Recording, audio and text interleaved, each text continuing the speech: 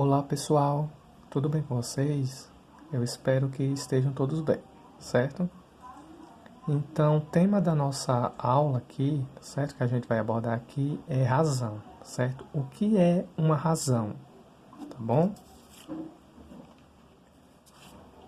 Então, para começar, eu quero que vocês observem este exemplo aqui que a gente está trazendo, né? Uma situação motivacional, antes de a gente apresentar a definição, certo? Do que é uma razão. Então, vamos lá. A demanda de inscritos para um curso em uma instituição de ensino é dada pela relação número de inscritos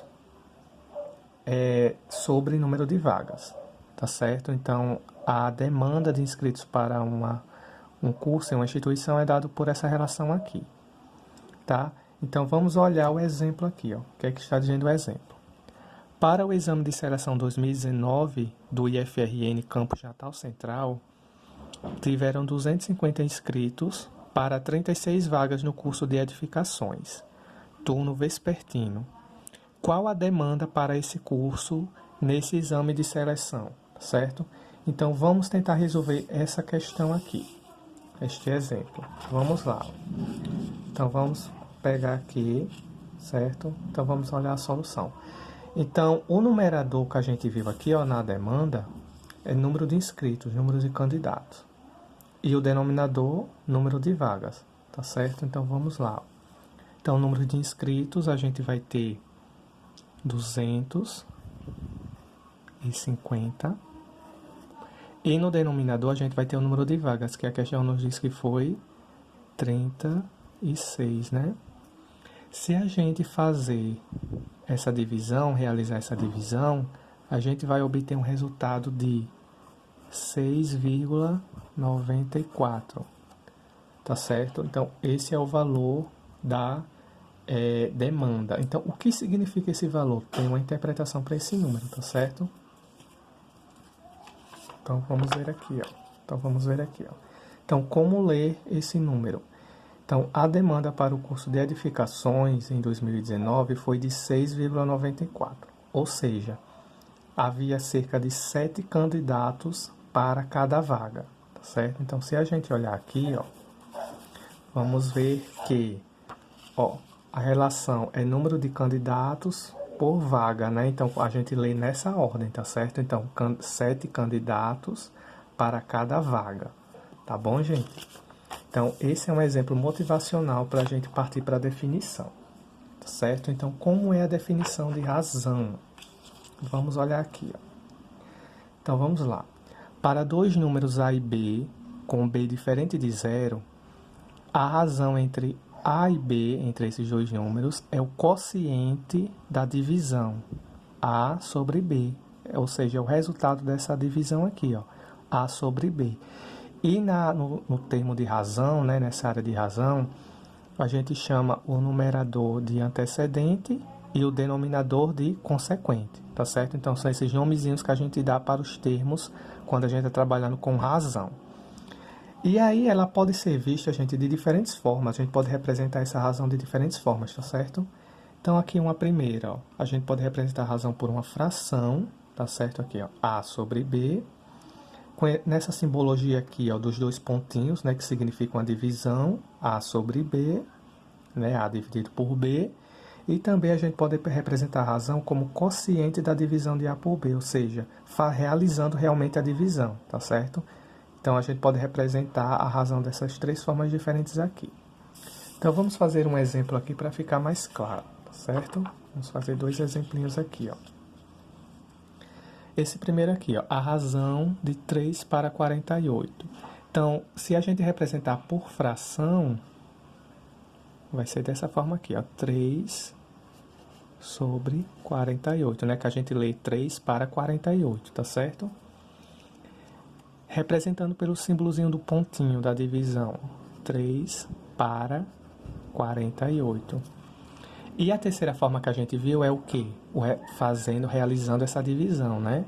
Que se a gente realizar essa divisão aqui, nos vai dar 0,0625, certo? Então, a razão de 3 para 48 pode ser representado dessa fração, como fração.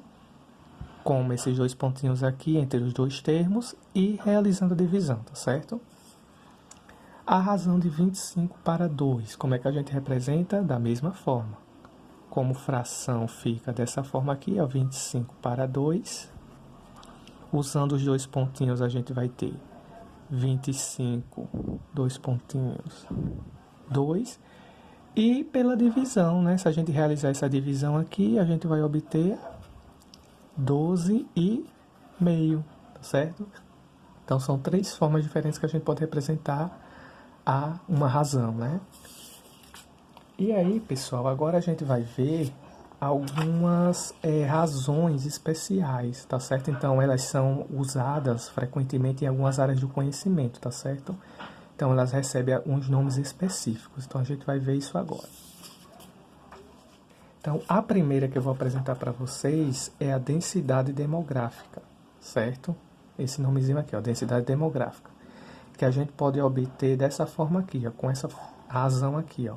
É a população de uma determinada região, ou seja, o número de habitantes de uma certa região, pode ser um estado, um município, um país, tá certo?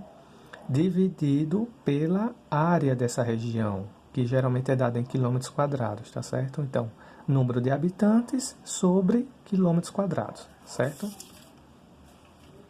Então, vamos ver esse exemplinho aqui. A população do estado do Rio Grande do Norte, segundo o IBGE, em 2020, era estimada em 3.534.165 habitantes. A área do estado é de 52.802 km². Qual a densidade demográfica do RN em 2020? Então, lembrando lá da densidade demográfica, né, a gente tem no numerador 3.534.165 habitantes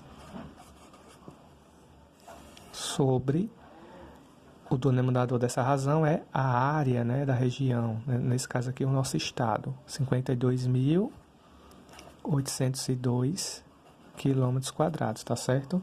Então, realizando essa divisão, a gente vai obter um resultado de 66,93, que a gente pode dizer que é aproximadamente o que? 67, né? 67 o que, pessoal? Ó, veja, o numerador aqui está com habitantes e o denominador quilômetros². Então, o resultado vai ter que ter essas unidades aqui de medida, tá certo? Então, 67 habitantes por quilômetro², tá certo? Então, como é que a gente interpreta? Que a cada quilômetro² do estado do Rio Grande do Norte, em média, tem 67 habitantes, certo? É uma média, tá bom? E a segunda razão que eu vou apresentar para vocês é a velocidade média. Ela é muito utilizada na física, tá certo? Ela é muito trabalhada na área da física. Então, como é que ela é calculada? Ela é calculada pela distância percorrida pelo automóvel ou pelo avião, né, pelo que se está se deslocando, dividido pelo tempo para percorrer essa distância, certo? Então, a razão ela é calculada dessa forma aqui, tá bom? Então, vamos ver esse exemplo aqui, ó.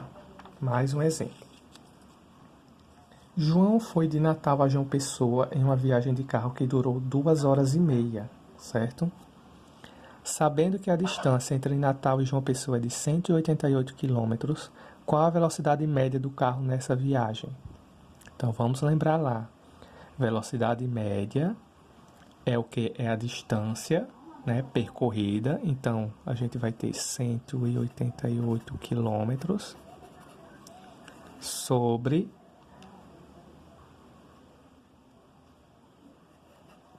o tempo, né, que ele utilizou para percorrer essa distância. Então, se a gente fazer essa divisão aqui, 188 dividido por 2,5, a gente vai obter 75,2 km por hora, tá certo? Ó. Então, a gente tem que ter essa unidade aqui, tá certo? No resultado, porque a nossa razão tem como numerador quilômetros e o denominador horas. Então, o resultado obrigatoriamente vai ser quilômetros por hora, tá certo?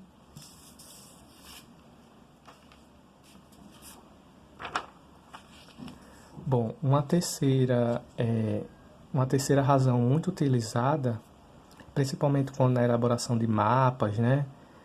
No ramo da geografia, mais especificamente na cartografia, quando eles fazem os mapas, né, de cidades, estados, países, né?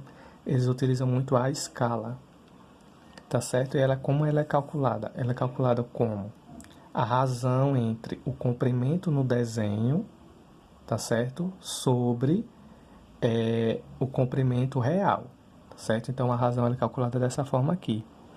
Então, vamos pegar mais um exemplo aqui, tá certo? Mostrando como se faz esse cálculo, tá bom? Então, vamos lá, ó. Vamos fazer esse exemplo aqui.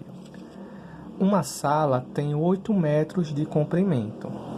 Esse comprimento é representado em um desenho por um segmento, ou seja, um tracinho de 20 centímetros. Qual a escala do desenho? Então, vamos lembrar, né? Então, que a escala é o comprimento do desenho sobre o comprimento real, tá certo? Então, o comprimento do desenho a gente vai ter o quê? 20 centímetros dividido por 8 metros, tá certo? 8 metros. Mas, pessoal, só uma observação importante aqui, ó.